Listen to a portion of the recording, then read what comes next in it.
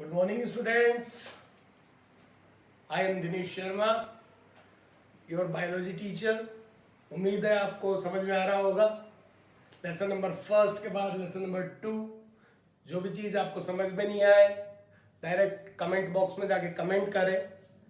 उम्मीद है कि मैं उनको दूर करूँगा.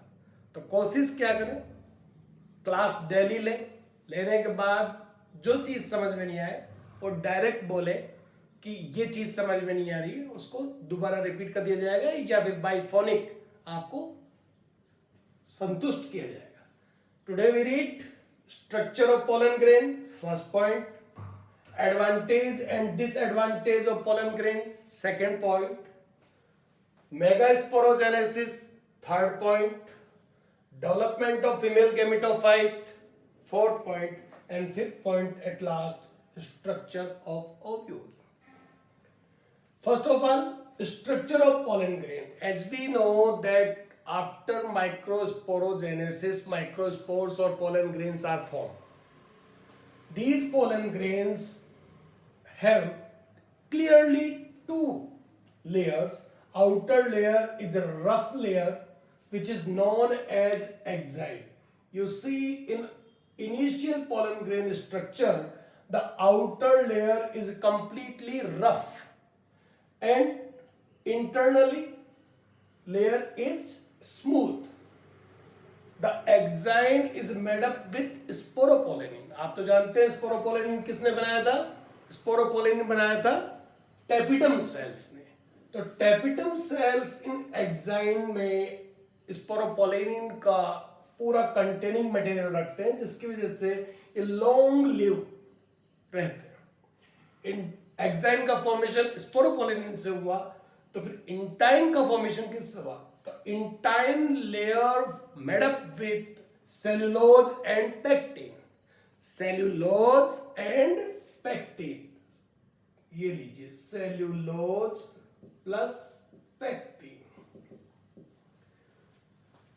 इनिशियल स्टेज में एक न्यूक्लियस होता है. After some time, whenever it get maturation, a irregular mitosis, यानी इर्रेगुलर का मतलब असममित समसूत्री विभाजन.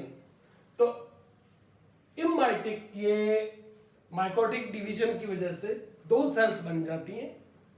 दो सेल्स में बड़ी वाली सेल का नाम क्या होता है? Vegetative cell. और जो छोटी वाली सेल है उसका नाम क्या होता है? Germ cell.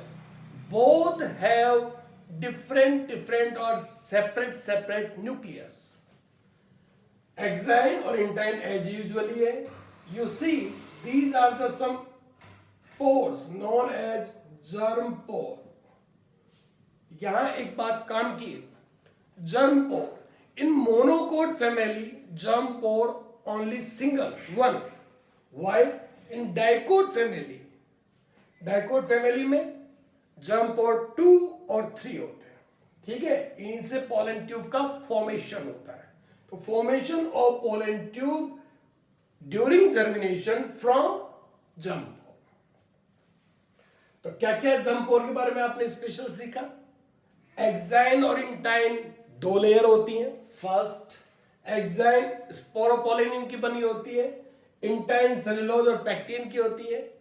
Initially one cell होती है, but after some time irregular division हो जाता है, माइटोसिस डिवीजन होता है. ये इससे एक लार्ज और एक स्मॉल सेल बन गई. स्मॉल सेल और लार्ज सेल में सेपरेट न्यूक्लियस होता है. आप यहां पर इस बात को ध्यान से देखें कि इसमें जब एक्साइन में क्या पाए जाते हैं? जर्म पोर. जर्म पोर से क्या बनती है? Pollen tube. जर्म पोर मोनोकोट में कितना होता है? सिंगल. डाइकोट में कितने होते हैं? 2 या 3. This is the complete structure of pollen grain. Now we take advantage and disadvantage of pollen grains. Pollen grains in foreign country, pollen grain are used as food supplement. It means in form of capsule, in form of tablet, in form of powder, and so many forms.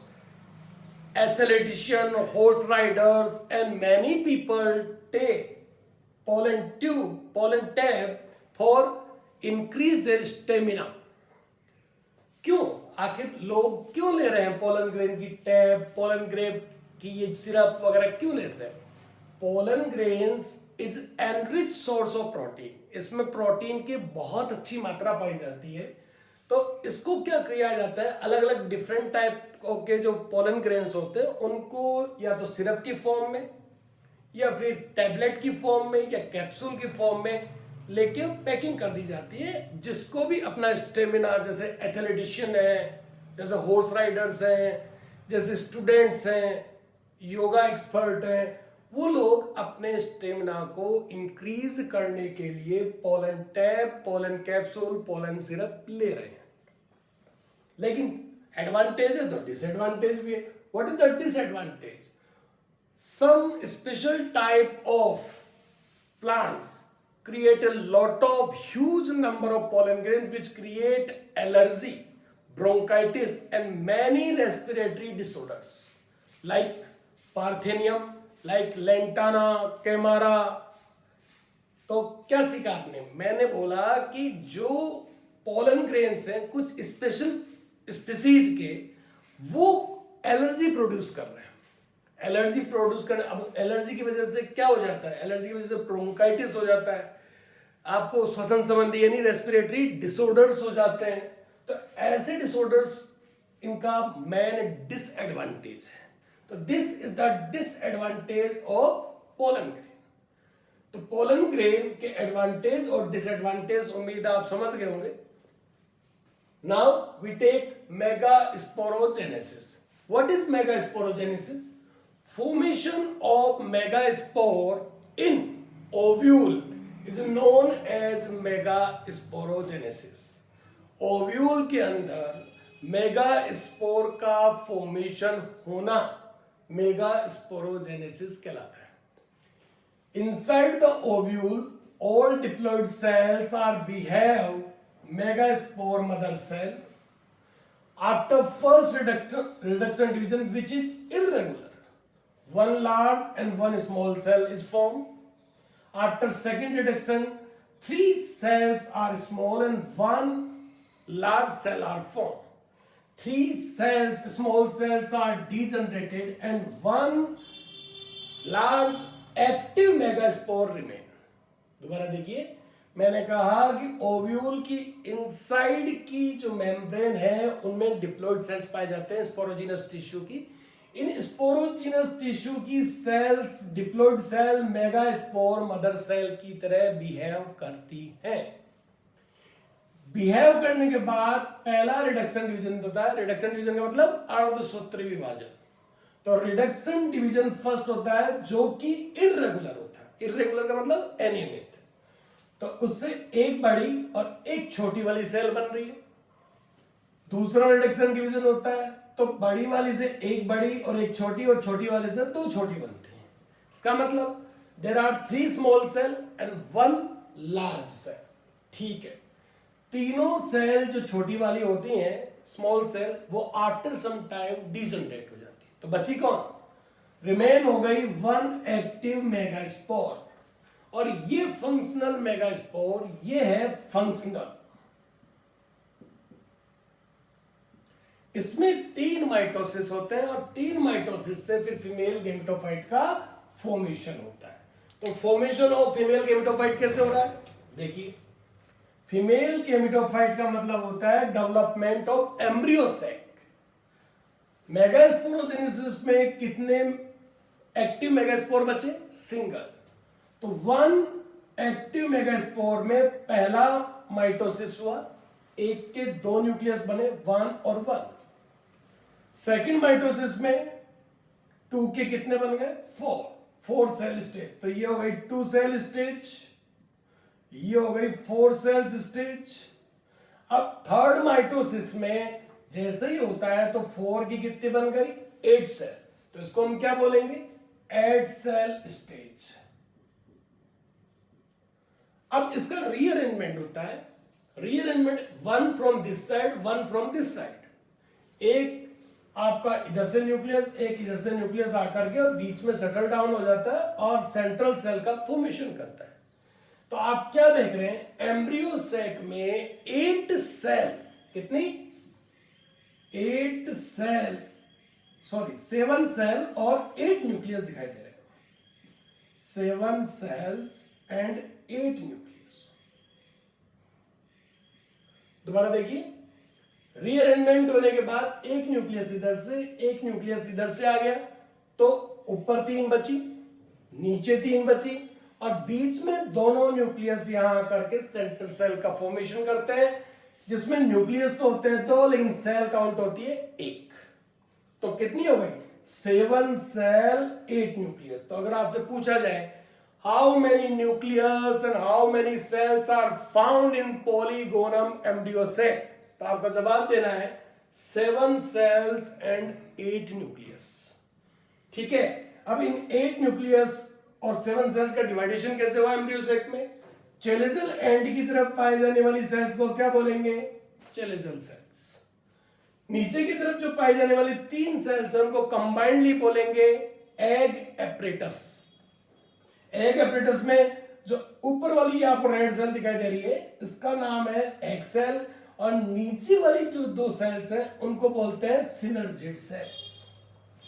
Synergid cells के पास specially attention हो रहा है, देखो specially attention क्या है, they have filiform apparatus. What is filiform apparatus? Filiform apparatus are the specific structure which guide pollen tube during germination, during fertilization. Whenever the pollen tube, germinated pollen tube enter inside the micropyle, then these filiform apparatus guide pollen tube which way is the right way. क्या बोला मैंने बोला कि filiform apparatus एक specific structure है जो किसके पास पाए जाते हैं, सिनर्जिड सेल्स के पास पाए जाते हैं। जब pollen tube, germinated pollen tube inside होती है, एंट्रेंस लेती है माइक्रोपाइल में, ये रहा माइक्रोपाइल, तो माइक्रोपाइल में एंट्रेंस लेती है, तब ये उसको गाइड करती है कि रास्ता सही कौन सा है। तो फिलीफॉर्म एपरेटस गाइड के लिए बनी हुई है कि रास्ता कौन सा सही है ये।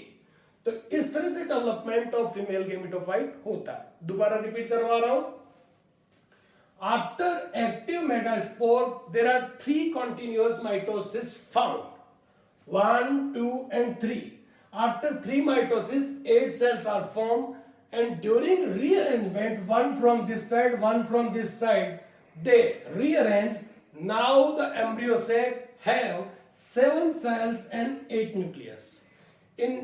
During the formation of these megaspore, chelysal end contains 3 cells known as chelysal cells, 3 cells found at micropylar end known as egg apparatus, in which one above cell, large cell, is known as egg cell, and 2 are known as synergid cell. And middle of the embryo sac, 2 nucleus settle down in a single cell known as center cell or PEN, primary endosperm nucleus. So इस तरह से development of female gametophyte होता है।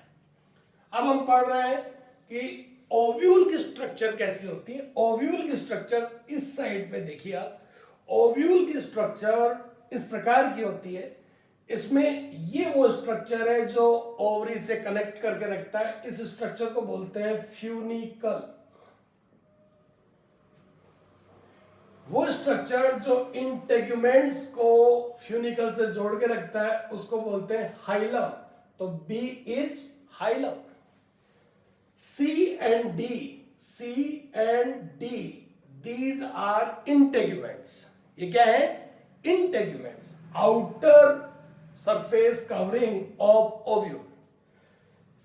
इसको बोलते हैं nucleus. तो ई का नाम क्या हो गया, न्यूक्लियस सेल्स, और एफ का नाम क्या हो गया, चेलेजल एंड, और ये सेल कौन सी हो गई, एंटीपोडल। जैसे यहां पर थी चेलेजल सेल्स, या इन्हीं का दूसरा नाम क्या है, एंटीपोडल सेल्स। तो ये एंटीपोडल सेल्स हो गई। ये आपका प्राइमरी एंडोस्पर्म न्यूक्लियस हो गया जी, ये आपकी एच एग सेल हो गई, और ये है सिनर्जिड सेल आई। तो दोबारा से देखिए इस स्ट्रक्चर में क्या क्या ओव्यूल में दिखाई दिया। ओव्यूल में वो स्ट्रक्चर जो ओवरी से कनेक्ट करके रखता है, इस ओवरी से कनेक्ट वाली स्ट्रक्चर को बोलते हैं फ्यूनिकल। जहां इंटेगुमेंट्स और फ्यूनिकल आपस में अटैच होते हैं वो स्ट्रक्चर कहलाती है हाइलम। आउटर कवरिंग क्या कहलाती है? आउटर कवरिंग कहला रही है इंटेगुमेंट्स। 1 हो सकता है, 2 हो सकता है। इंटरनल स्ट्रक्चर कहला रही है एम्ब्रियोसेक। रेड वाली दिखाई दे रही है वो कहला रही है एम्ब्रियोसेक।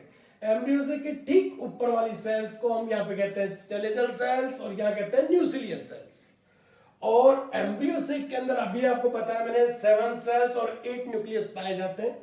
तो 7 सेल्स में चेलेजल एंड की तरफ पाए जाने वाली या तो चेलेजल सेल्स बोलो या फिर उनको बोलो एंटीपोडल सेल्स। ठीक है, तो these are antipodal cells, antipodal cells. ठीक है, और ये रहा आपका माइक्रोपाइल।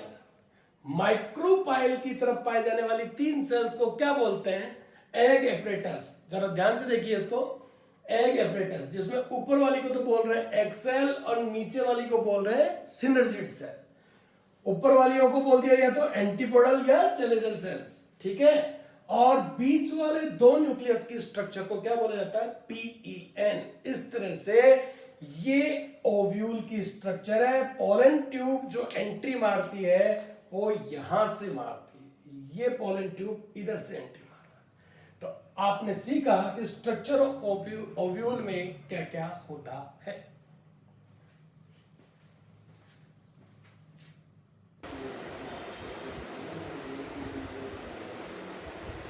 Good morning friends. अब हम पढ़ रहे हैं पोलिनेशन, इसके टाइप, कौन सा पोलिनेशन कैसे होता है, इसके कौन कौन से अडेप्टेशन होते हैं। तो pollination, what is the meaning of pollination? Transfer of pollen grains from anther to stigma. Anther to stigma is known as pollination. Pollination को हिंदी में क्या बोलते हैं? परागण। यानी एंथर का मतलब होता है पुंकेसर से परागकणों का स्त्री केसर तक पहुंचना। क्या कहलाता है? पोलिनेशन कहलाता है। पोलिनेशन 2 टाइप का होता है, सेल्फ यानी स्वपरागण, क्रॉस पोलिनेशन यानी परपरागण। Self, whenever pollen grains reach from same flower और in same plant from anther to stigma. जब पोलन ग्रेन्स एक ही फ्लावर में या एक ही प्लांट की डिफरेंट डिफरेंट ब्रांच में अगर वो जाते हैं तो उसको क्या बोलते हैं? उसको बोलते हैं सेल्फ पोलिनेशन का ऑटोगेमी। ठीक है,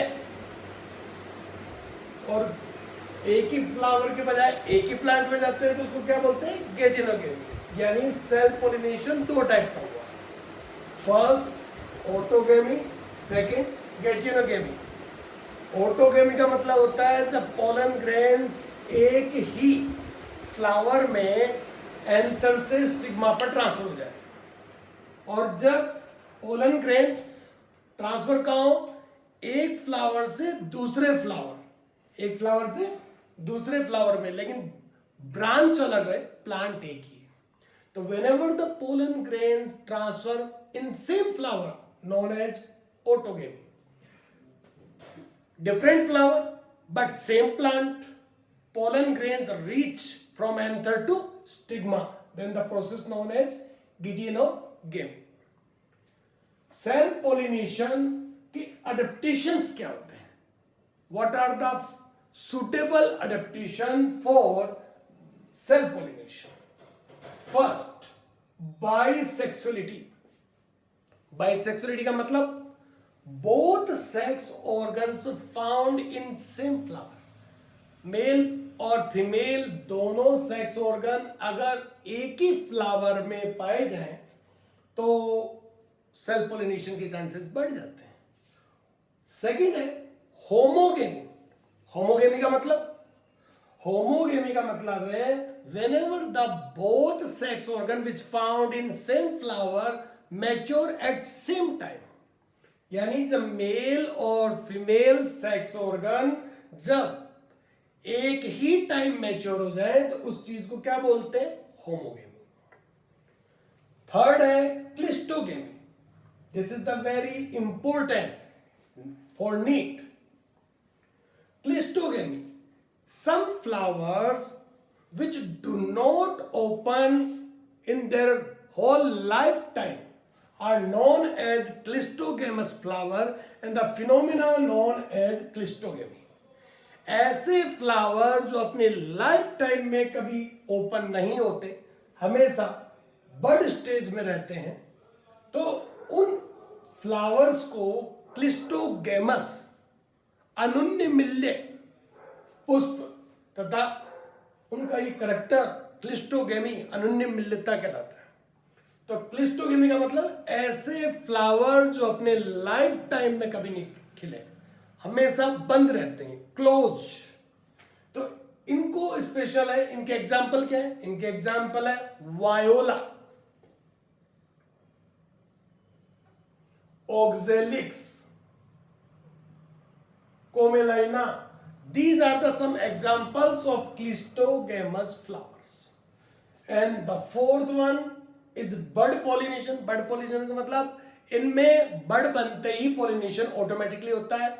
तो वेजिलरी उनमें क्या पाया जाता है, ओरिएंटेशन पाया जाता है। फ्लावर्स इस प्रकार के होते हैं कि बड स्टेज में उनका पोलिनेशन होता है, और ऐसी स्टेज किसमें पाई जाती है, पी और बीट में पाई जाती है। तो ऑटोगेमी या सेल्फ पोलिनेशन के क्या क्या एडेप्टेशन हुई आपने सीखे कि बाइसेक्सुअलिटी, बाइसेक्सुअलिटी का मतलब होता है मेल और फीमेल एक ही फ्लावर में सिचुएटेड हो। होमोगेमी का मतलब होता है जब सेम टाइम पर उनका मैच्योरेशन हो। क्लिस्टोगेमस का मतलब होता है कि जो फ्लावर कभी जिंदगी में ओपन ही नहीं हो, क्लोज रहे। और बड का मतलब होता है बड में पहले ही पोलिनेशन हो जाता है, तो नो ऑप्शन, क्योंकि बड बनी है अभी फ्लावर ओपन ही नहीं हो। इसमें और इसमें क्या डिफरेंस है, इसमें फ्लावर कभी जिंदगी में खिलेंगे नहीं, इसमें पोलिनेशन हो जाएगा बड स्टेज में और बाद में खिल तो जाएंगे। समझ गए? तो क्लिस्टोगेमी और बड पोलिनेशन डिफरेंट डिफरेंट टर्म्स है। तो ये 4 अडेप्टेशन है जो किसी भी फ्लावर को सेल्फ पोलिनेशन के लिए मोटिवेट करते हैं। क्रॉस पोलिनेशन क्या बोला मैंने, क्रॉस पोलिनेशन का दूसरा नाम क्या है, एलोगेमी और जीनोगेमी। एलोगेमी और जीनोगेमी का मतलब क्या हुआ कि सेम स्पीसीज के 2 फ्लावर है जो अलग अलग प्लांट पर सिचुएटेड है। Pollen grains reach from anther to stigma from one plant to another plant of same species. तो उस प्रोसेस को क्या बोलते हैं, क्रॉस पोलिनेशन। इसी का दूसरा नाम क्या है, एलोगेमी, और तीसरा नाम क्या है, xenogamy. It requires agent, without agent cross pollination नहीं हो सकता, it can not be possible. तो एजेंट्स मीडियम की जरूरत पड़ती है। अब एजेंट कौन कौन से इसके, एजेंट 2 टाइप के होते हैं, एबायोटिक और बायोटिक। एबायोटिक का मतलब नेचुरल, और बायोटिक का मतलब जिसमें लिविंग बीइंग की तरह जान हो।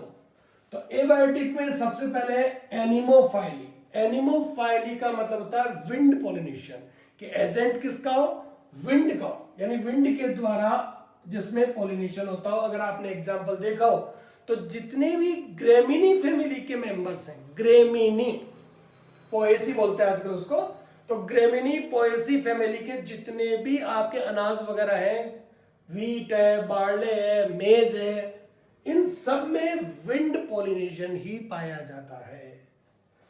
सेकंड है नेचुरल फिनोमिना में, एबायोटिक एजेंसी में हाइड्रोफाइली। हाइड्रोफाइली का मतलब होता है पोलिनेशन थ्रू वाटर। वाटर के थ्रू उसमें जब पोलिनेशन हो तो उसको क्या बोलते हैं, हाइड्रोफाइली। अब हाइड्रोफाइली 2 टाइप का हुआ, हाइपो और एपी।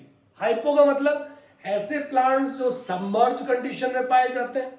सबमर्ज का मतलब समझते हैं, सबमर्ज का मतलब पानी में डूबे हुए। तो पानी में जो डूबे हुए पाए जाते हैं, जैसे हाइड्रिला है, कंप्लीटली डूबा हुआ है, तो हाइपो पाया जाएगा, हाइपो हाइड्रोफाइली।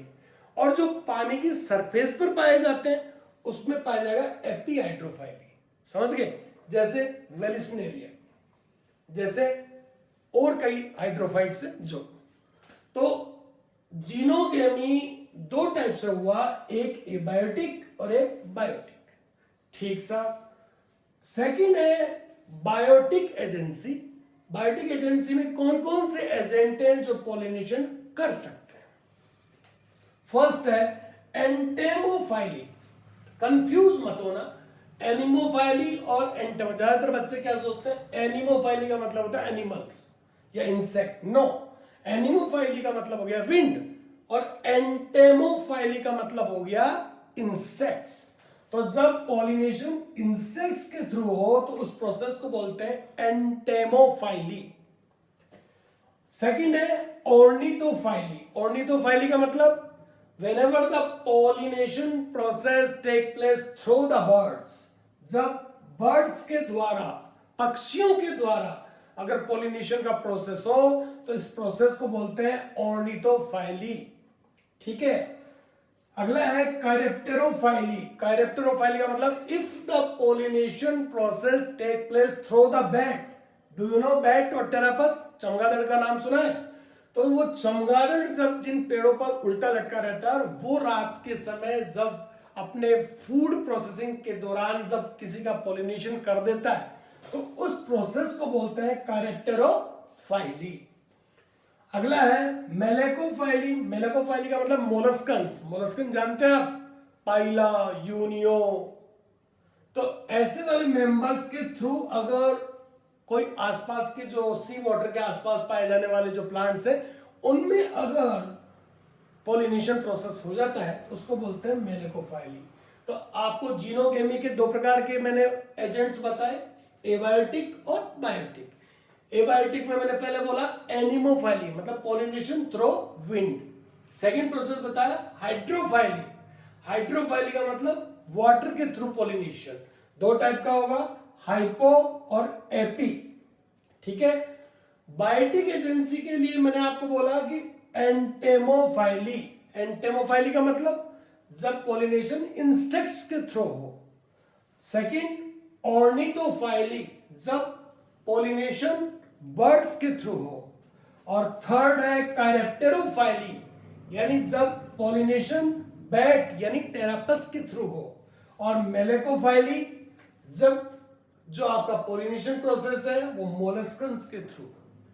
तो क्रॉस पॉलिनेशन के लिए क्या क्या अडेप्टेशन होने चाहिए वो जरा गौर से देखिए। These are the main adaptations for cross pollination. जैसे मैंने अभी बोला था कि सेल्फ पॉलिनेशन के लिए बाइसेक्सुअलिटी चाहिए, तो इसके लिए क्या चाहिए? यूनिसेक्सुअलिटी। यूनिसेक्सुअलिटी का मतलब आइदर मेल और फीमेल, या तो मेल होना चाहिए या फीमेल सेक्स ऑर्गन एक होना चाहिए उस पे। तो एक होता है तो उसको बोलते हैं यूनिसेक्सुअलिटी। अब जब एक ही है तो एक के पास कोई ऑप्शन ही नहीं बचता क्रॉस पॉलिनेशन के अलावा। अगर मेल फीमेल दोनों हो तो पॉलिनेशन सेल्फ भी हो जाए, लेकिन अगर एक ही है तो कोई चांस ही नहीं। तो unisexuality is the first. Second dichogamy. Dichogamy का मतलब क्या हुआ कि मेल और फीमेल दोनों सेक्स ऑर्गन एक पर तो है, बाइसेक्सुअल फ्लावर तो है, बट दोनों का मैच्योरेशन टाइम अलग अलग है। तो whenever the male and female sex organ get maturation in different time, तो अगर मेल डेवलप हो गया तो फीमेल नहीं हुआ, फीमेल हुआ तो मेल नहीं हुआ। इसका मतलब अदर पॉलिनेशन के लिए, मतलब फर्टिलाइजेशन प्रोसेस के लिए सेकंड या अदर प्लांट की जरूरत पड़ेगी ही पड़ेगी।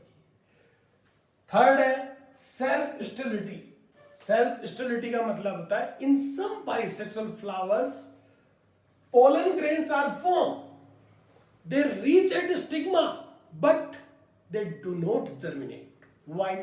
Because उनके पास ऐसा अडेप्टेशन होता ही नहीं है कि जिस फ्लावर में, जिस एंथर में वो बन रहे हैं वो अपने ही फ्लावर के किसको स्टिग्मा पर जाकर पॉलिनेटेड या वहां पर जर्मिनेटेड होने की कैपेसिटी रखें, ऐसा नहीं होता। तो ये फिनोमेना क्या कहलाता है? Self sterility. और इसको आप कहां देख सकते हैं? इसको राखी वेल में देख सकते हैं, इसको टोबैको में देख सकते हैं, बहुत आसानी से मिल जाएगा। तो सेल्फ स्टेरिलिटी का मतलब होता है in a bisexual pollen grains reach at stigma but they have no capacity for germination. तो उनमें पहुंच तो गए वो, लेकिन वहां पर वो जर्मिनेट नहीं हो सकते, तो इस फिनोमेना को क्या बोलते हैं?